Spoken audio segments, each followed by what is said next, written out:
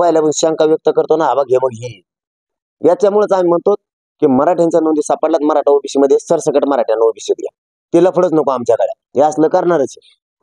त्यापेक्षा आम्ही ते नाकारलेलंच नाही, आम्ही हमेशा सांगतो, पण ते एनटी विजेंटी सारखं आम्हाला टिकलं पाहिजे हे आमचं म्हणणं आहे, त्याच्यावर आम्ही ठाम आहे. जर ते टिकणार असलं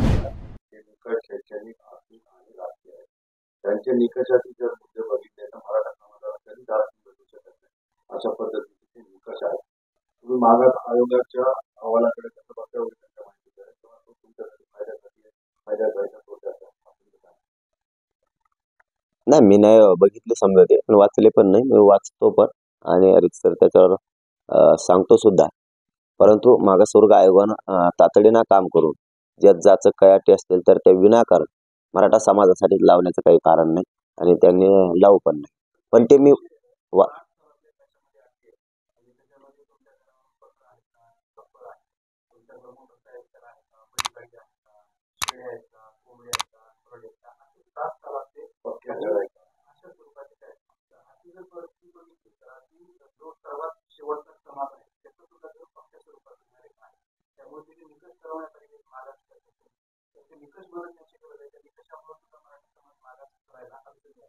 असं असेल तर बदलायला पाहिजे.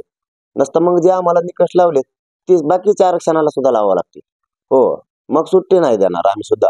मागासवर्ग आयोग जर अन्याय करणार असेल मराठा समाजावरती तर जो आम्हाला लावला तो मग बाकीच्या आरक्षणाला सुद्धा लावावं लागणार. हो, त्यांना सुद्धा बाहेर काढावं लागणार, म्हणजे आम्हाला एक नाही आणि त्यांना एक नाही असं नाही होणार. मग त्यांना हे करावं लागेल. पण तरी मी ते बघतो, परंतु विषय मी त्याच्यासाठीच तिकडचा नको म्हणतो. मी त्याच्यासाठीच तिकडचा विषय नको म्हणतो. आमच्या इथं नोंदी मिळाल्यात ना, मराठा कुणबी एक याच्यासाठी काय पाहिजे तुम्हाला पुरावे ते मिळालेत ना. ओबीसी आरक्षणात मराठा आहे सरसकट देऊन टाका, यासाठी मी मत असतो ते लफडं नको तिकडे.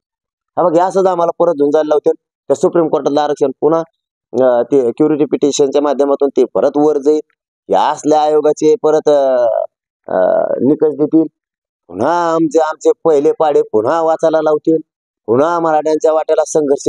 हा बघ, मी पहिल्यापासून शंका व्यक्त करतो ना, हा बघ हे मग ही याच्यामुळेच आम्ही म्हणतो की मराठ्यांच्या नोंदी सापडल्यात, मराठा ओबीसी मध्ये सरसकट मराठ्यांना ओबीसी द्या, ते लफडच नको आमच्याकडे.